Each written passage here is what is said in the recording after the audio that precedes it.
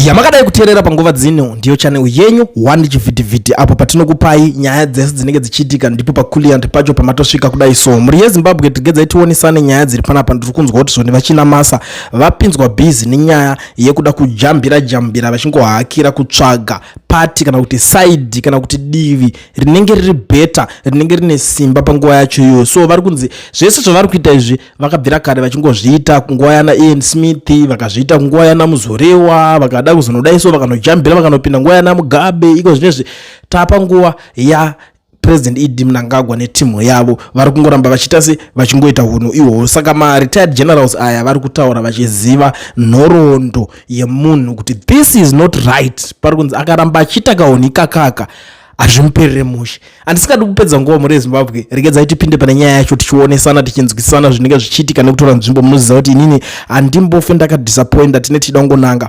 Now pari kunzi Chinamasa must be possessed by evil spirits, demons which made him support Ian Smith and Muzorewa to fight the people. Now he is possessed again to fight against one man, one vote. Chinamasa has spoken, and because he has spoken on matters of liberation history matters, I did not read about him in a textbook but lived, bled and buried colleagues over. I am compelled to respond. I would do so on the merits because the merits are sufficient. Chinamasa must remember that his old friends Ian Smith and Muzorewa, they were fighting against one man one vote. Tatumbodzokera pamashure ina ndinoda kuramba ndichitotanga ndaingoimhanyira kumberi ukaona uchitanga nekunzi iwo wakapozeswa nema evil spirits. Aziva kuti vanhu vanenge vakutokutya. Why vachiti unenge wakapozeswa nema evil spirits? Unenge uchida kunyatotamba nema oppressors evanhu. People are crying, people are dying every day, people are suffering. Tarisai ma problems ari kusangana nevanhu, nzara, nhamo, zvakawanda tingambozvitaura zvese tikazvipedza. Muzvipatara mishonga irimo here? Transport negirikini hamusi kuchema, fuel haisi kudhura here? Tikada kutanga kudzika nelist, the list is endless. Vana havasi kuperera kunobata zvinodhaka here? Havasi kuperera kumutoriro here vana? But vari kuzoitwa sei after that? Vavo vana varimo here mitoriro yacho iri kupengesa venyu? But uyu anobva aenda oda kunotamba achinodyidzana nevanhu ivavo. It's something chekuti chiri kudhautika. But now ari kudzikadzika kumberi achienderera uye Lieutenant General Winston Sigauke Maparanga ari kuti Comrade Chinamasa has spent a lifetime finding himself on the comfortable side of whoever holds power at any given time. That is not a liberation credential. That is a survival strategy. He is a sellout. Aive kwa Muzorewa. Chinamasa must shut up. He has nothing to teach Zimbabweans about liberation struggle. Chinamasa tell us that the question of how a president is elected, whether directly and by the people or by parliament, was never an issue during the liberation struggle. He challenges anyone to produce minutes, archives, speeches, and the NDP, ANC, ZAPU, ZANU, ZIPRA or ZANLA that debated this question. He presents his absence as evidence that the current CB3 proposal to move forward parliament election of a president is liberation legitimacy, or at least no liberation objection. I want to engage this argument seriously because it deserves to be demolished seriously. The argument contains a fundamental logical error. The liberation struggle did not produce a detailed constitutional blueprint for every mechanism of post-independence governance. It produced a mandate. That mandate had a core, an irreducible center around which everything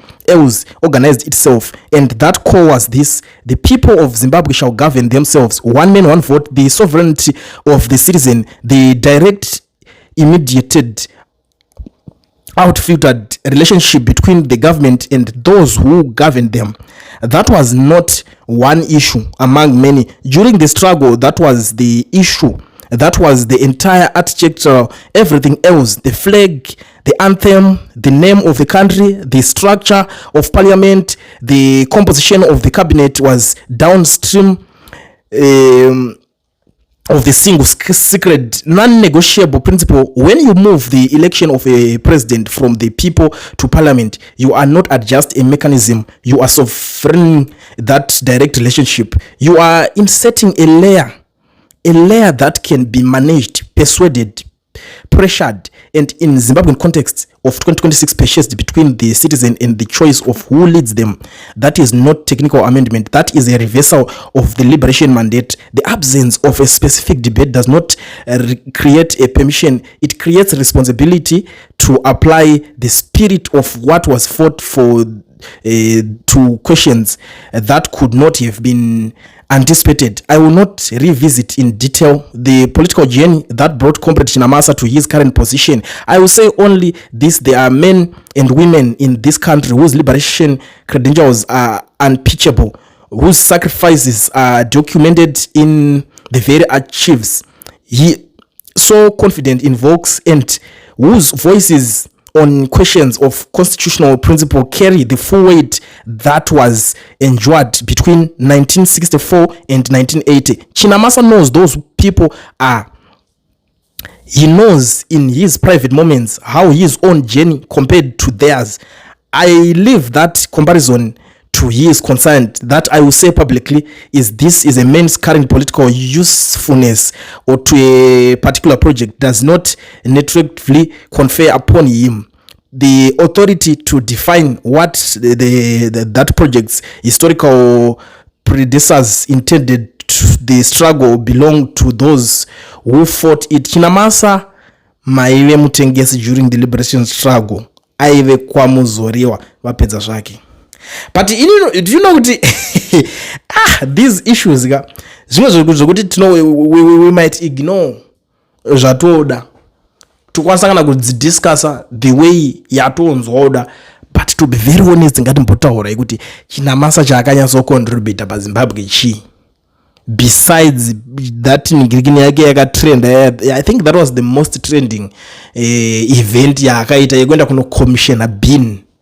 That was his event, only that. Besides being area, ameno maybe kune zvimwe watizoziva kuti even kana kuhondo kwacho vakomana vacho vaipinda neipi, honestly speaking, but yo kuona yo legacy yako iri kungowandira kumabhini zvakuti pane zvinhu zvinenge zviri kuda kutombogadziriswa pachazvo, and hazvidi kuti urambe uchingobudikira uchivhiringidzana nevanhu, because unotosatembire kuti onzi iwe wanga uri kuna Ian Smith, obva kuna Ian Smith obva waita zvana muzorewa izvozvo, wapedza zvana muzorewa obva wapinda panguva yana Bobo, wabva kuna Bobo wajambira futi pane chitima chiripo chichi, side rako charo ndiripi, because those people, those guys ana muzorewa nanava vanga vari vanhu vanga vari against team rana RG Mugaberere, ukuzviona. Saka iwe obva unopinda zvazviri kuside huku obva unojambira chitima chacho chiripo, kungotaimira munhu wese angosara nepawa, ende ukaona kuti Chinamasa munhu wekuti anoda kuti chauzongorwa panguva yaBobo angari bhuku nebhanda chitaimira kuna naBobo iko pakangonzwa kuti zvadhakwa nama nevakomana vakasara vapinda ivavo izvi. So anenge akatomirira ziso akatovhura kutomirira kunzwa kuti handiti kune two factions, imwe faction ikapindira unonzwa ajambira futi akusaidi ikoko utadzonzwisa kuti saka kwake chaiko ndekupi mfeso, nekuti ameno dzimwe sometimes yes anodhomoka, dzimwe nguva unonzwa ambotaura akarurumuka, ozo ameno mangwana pamwe anogona kumboshanyirwa iri kuofisi kwake, unonzwa akutaura zvinhu zvake ari straight. Saka ndosaka uriona nyaya hombe iri kunyanya kuti kapana Chinamasa ari kunzi tikwanire hauna chaunoziva about nyaya dzenhigiriki dzeiwonga ungori munhu wekuti up to now uri munhu arikuti unongotsvaga kune shuga, unongotsvaga kunenge kuchitapira, but zveliberation struggle hatina macredentials ako iwo tingamaitaura sei iwonga uri munhu wekwamuzorewa ndo nyaya dziri kunetsa. Ende chavanongoda ikoko chavanoitanaka kungogara vangopedzana, iwonga uri wekwakati iwo votopedza deal. But anyways, I don't want to waste much of your time chiramba chitaura nyaya iyoyi, because ndoziva kuti nedzimwe dzamakamirira ende zvakawanda zviri loading. For this one regedzai tiperere panapa, but ndoda kunzwa kuti what's your take on this issue, because handidi kuti tikangopedza nyaya tobva tangoti saka nyaya yacho tangoitaura Chinamasa akadai. Toda kunzwa kuti imimi, because I understand and I know kuti most of the people who are watching here vanhu vekuti vanga vatori naye futi Chinamasa wacho panguva yacho yehondo, and tinotoda kunzwa zvamunenge muchitaura nezvaaitoita, even nezvimwe zvekuti zvinenge zvakavanzika. Tell us what happened. Aita nezvei mukomana, aipinda neipi. It's very important for us to know. Saka for now regedzai timbogumira panapa.